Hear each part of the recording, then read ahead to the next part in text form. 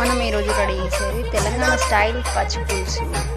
First దీనికి చింతపండు తీసుకొని వాటర్ తీసుకొని నానబెట్టాలి. నానబెట్టిన తర్వాత దీన్ని చాలా గుజ్జుగా పిసుకాలి. వాటర్తో బాగా చేసి బాగా పిసుకాలి. అది పిసికి రెడీ అయిపోయిన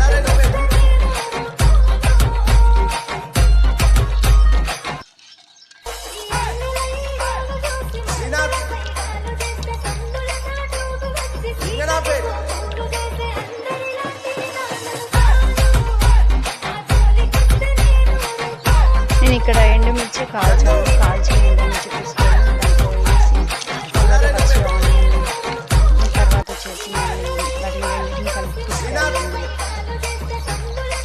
బాగా పిసుకాలి. బాగా పిసికేసిన తర్వాత దాంట్లో కొంచెం కొత్తిమీర అలా అవి కూడా తీసుకోవాలి.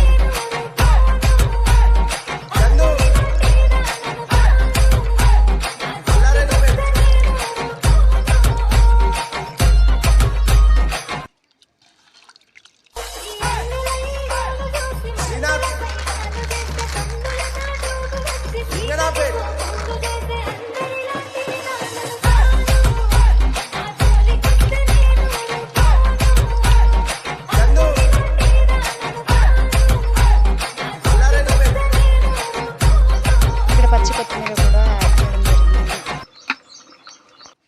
ఇదంతా ఇలా తయారు చేసుకుని పక్కకు ఉంచుకొని తర్వాత ఇంకో గిన్నె పెట్టి మనం పోపు వేసుకోవాలి. పోపు కోసం ఆయిల్ వేసాను. తర్వాత పోపు దినుసులు నార్మల్గా మనం ఎలా వేసుకుంటామో అలా వేసి పోపు పెట్టేయాలి.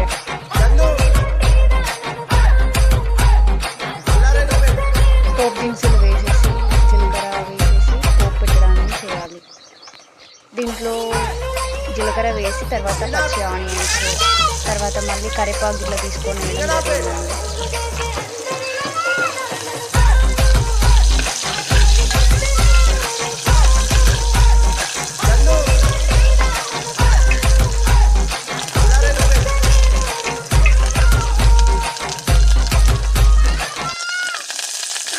ఇక్కడ కరివేపాకు యాడ్ చేస్తాను.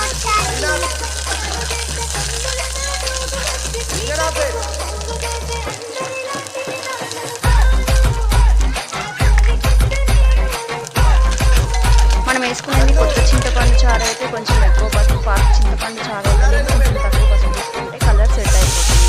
దీంట్లో మనము రెడీ చేసిన పెట్టిన పచ్చిపులుసు మొత్తం వేసేసి కలిపిస్తే ఫైనల్లీ మన తెలంగాణ స్టైల్ రెడీ.